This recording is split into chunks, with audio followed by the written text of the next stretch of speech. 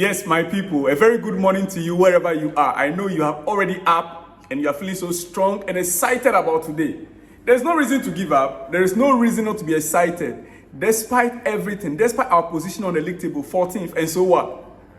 My friend, and so what? We shall rise.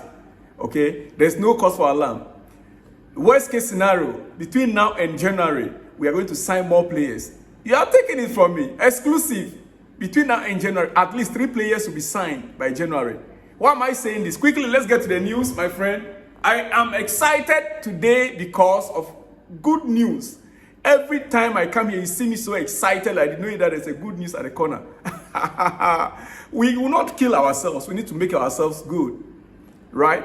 Yeah, life goes on. Dear friend, there is no reason why you must give up on life. There is always another opportunity somewhere waiting. You get it from me? There is always a new opportunity, new hope every day. So as you are up, know it that God up there got your back. Let's get to business. Hey, my friends, subscribe to the channel if you have not yet subscribed. Like the video, comment on the video. And you know what? On that notification button, so that in case of any update, any exclusives, you'll be first to be notified. You first remember to share the video and send me your comment. I want to hear from you. It's a new day. Look, one of the reasons why I'm so excited is this. Listen carefully. Despite the 1 billion, that's $1.23 billion. Despite the 1 billion pounds, that is $1.23 billion spent on transfers, sources close to both Chelsea ownership and the club continue to insist there are no short-term cash flow issues or concerns about compliance with UEFA's financial fair play rules. There is no issue. That's why we spend £1 billion. We don't have any issue with financial fair play yet because we sold a lot of players. We made profit. We cut down on our expenditure a lot. All the sales that we made plus the wages, we cut down on wages a lot. Players that were taking £300,000, £250,000, they are all gone. Now the young talented players that we bought, they are all below £200,000. Only 1 or 2 players that are still in the bracket of 250, 300. Just 1 or 2. So we cut down a lot of expenses, administratively and otherwise.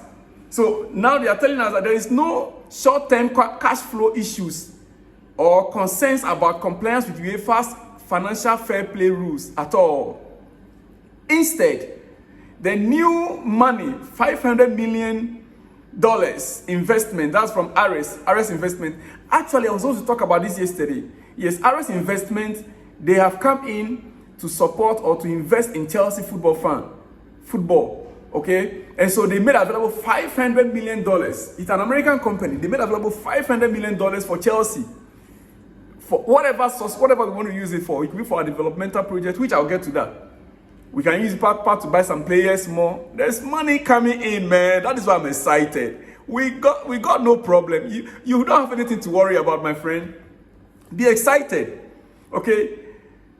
Instead, the new money, $500 million from Ares Investment, is expected to form part of a fund designed to help the club either rebuild or move away from the Stamford Bridge, improving their training base at Cobham, as well as pursuing a multi-club model which Bole and Clear Lake believe is essential for future growth. Yeah, this money could be used for anything we decide to use it for. You know? So we still have a lot of cash if we want to spend in January, my friend. You get it? The Americans, they are in for, you know. The only thing is that they are still failing us. We expect them to sign a player. What they call McQueen signing, a player that we can call Neymar, Victor Osimhen, Haaland. We need that McQueen kind of signing that will send a strong signal to our opponent. That will put our, shiver into the spine of our opponent. That is what we were looking for. They went and signed Nicholas Jackson, and the goals are not coming. Well, I hope that right now they are beginning to rethink. They are beginning to rethink. So we have cash coming in, my friends. So I have every reason to be excited, don't I? All right. Like I told you, I'll update you on it. Is that Chelsea FC Daily says that Chelsea are analyzing whether or not to redevelop Stamford Bridge on its current site or attempt to move the club to a new home. This plan has been there from Abramovich's time. but we could not do it due to the circumstances. At the time that things were supposed to begin to be formalized, that was when this Russia-Ukraine issue began. So now they are analyzing whether to redevelop Stamford Bridge on its current site or attempt to move the club to a new home, according to Matt Law. According to Matt Law, there's a further news by PYS. It said Ares Management £400 million cash injection in Chelsea will help with the stadium project, which is likely to cost upwards of 1.5 billion. The redevelopment of Cobham and other plans. Okay, so we can decide to use that money to get a new home, to start the project for our new stadium. All right, the project itself is huge, it's over 1.5 billion pounds, but that could be a seed money to start it. That's about a quarter of what is needed.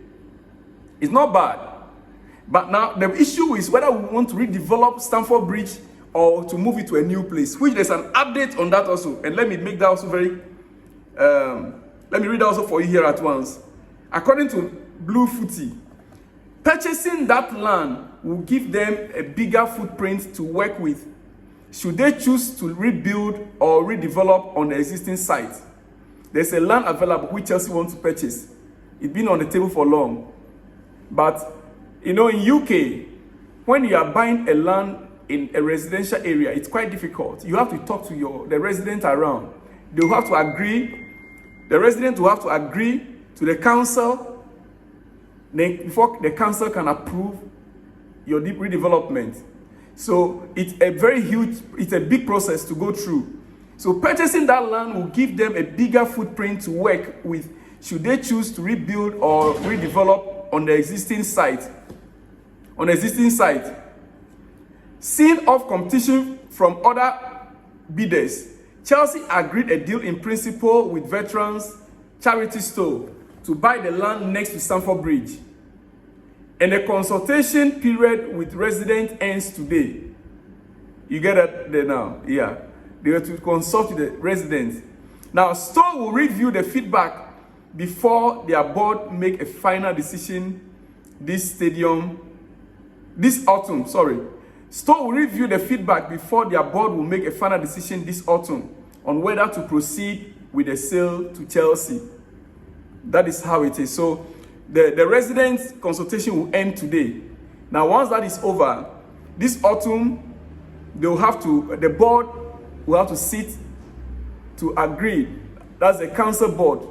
They will have to sit to agree whether to proceed with the sale to Chelsea or not. That's the land. If we are to buy a new land and redevelop it as a new Stamford Bridge. The land is very close to Stamford Bridge, actually.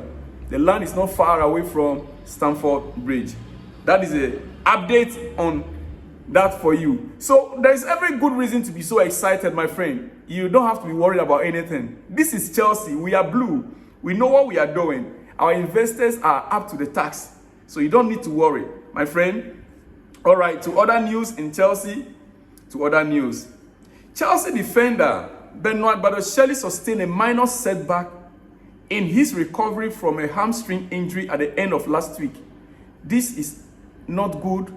Just as we were expecting Badiashile to be part of the weekend game that was played against Bournemouth, he was not part of it. The coach could not tell us the reason why. He said he's still under whatever. No knowing he sustained a little setback with his hamstring injury.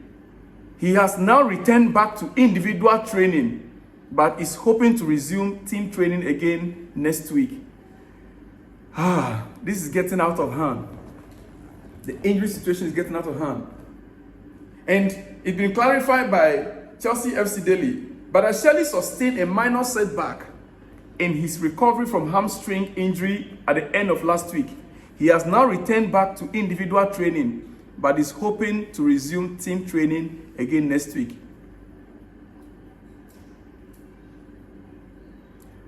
You know, once two sources confirm it, it means that something really had happened. I'm sorry, but it is what it is. It is what it is. I don't know what to say again about injury situations. As we were expecting him to come back over the weekend for our last game, he did not. And we are still hoping that this coming game, you'll be part of it. Now, He's now having an individual training. Like I said, I think I said it on Monday, but I wasn't sure whether it was an injury or not. But now it's confirmed that he got a setback in his recovery. There was a setback in the recovery. There's no problem. Fabrizio Romano details why Chelsea didn't sign Joao Felix. Fabrizio Romano detailed why Chelsea didn't sign Joao Felix. The feeling at Chelsea from June to August was that for Atletico, it was impossible to accept a loan deal. It was a permanent transfer or nothing.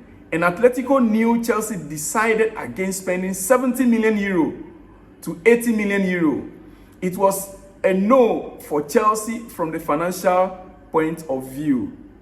And also from a technical point of view, Pochettino was not convinced about this solution and believed that Nkunku was perfect for Chelsea in that kind of creative positions. So Pochettino and the club decided together to go on a different way. This is why Chelsea could not sign Joao Felix on a permanent deal, when we all know the talents of the guy. But the whole squad from last season performed poorly. So instead of us to seal the deal and buy the player from Atletico, after all, Joao Felix for 70 million euro to 80 million is not bad. We are buying players now for 100 million pounds. So this 70, 80 million euro, 80 million euros will be about 65 million pounds or 68 million pounds for Joao Felix. Assuming we bought it and we got Nkunku. Nkunku's issue was already settled from last January. By this time, by now, we would have gotten a player that would stand in or step in whilst Nkunku is being treated. Well, in any case, now he's on loan in Barcelona. A loan to buy with a buyback option or clause. Yeah. So there's not much we can do about that again. Okay, there's not much we can do again about that. All right, back again to our owners. Todd Boehly is taking on the roles of traditional chairman. Stadium upgrades, building relationships across Europe, etc. While Baghdad, Egbali, Clear Lake Capital side are more involved in making the sporting decisions. Yeah, they try to clarify the role of the two directors. The chairman. Todd Boehly is taking up the role of traditional chairman. That is why he's been traveling across the globe, trying to negotiate deals for Chelsea, trying to link Chelsea and international relations. Okay. Then, Baghdad, Egbali, and Clear Lake Capital side are more involved in making sporting decisions. That is the two roles, and both directors are playing it perfectly. So far, so good. So far, so good. Back to Maatsen. Maatsen's situation. Chelsea's path is muddied by positional uncertainty. Pochettino's use of Levi Colwill at left back does not help the 21-year-old Dutchman, nor does the failure to offload Marc Cucurella. Yesterday, I brought up a news item that stipulated that Maatsen and Cucurella had a contract issue. They both have less than about 2 years to go. Gallagher issue, it can easily be resolved. But as at now, according to sources, Maatsen was offered contract extension of 6 years on several occasions, which he rejected. He rejected it. Now, before we are getting a clarification why he rejected it, because he doesn't have a positional player as at now. He's not sure where his position is. Where he's supposed to be playing, that is where we have Levi Colwill at that left back. Pochettino is now using Levi Colwill at that left back. Pochettino's use of Levi Colwill at left back does not help. There's a failure to offload Marc Cucurella. So instead of him to stay and not knowing where he's going to be fitting in, right now, I don't know how many times he played game in this season. I think last time we saw a glimpse of him, but because of these uncertainties, the player so far refused to accept any deal to sign a new contract that is placed before him. That is how it is. If I were him, I would do the same. Look, I'll come back to and I will talk more on this issue with Conor Gallagher. Right now, we have spent almost 15 minutes. Let me leave you here. In our next video, I'll bring you more exclusives. Shalom and peace.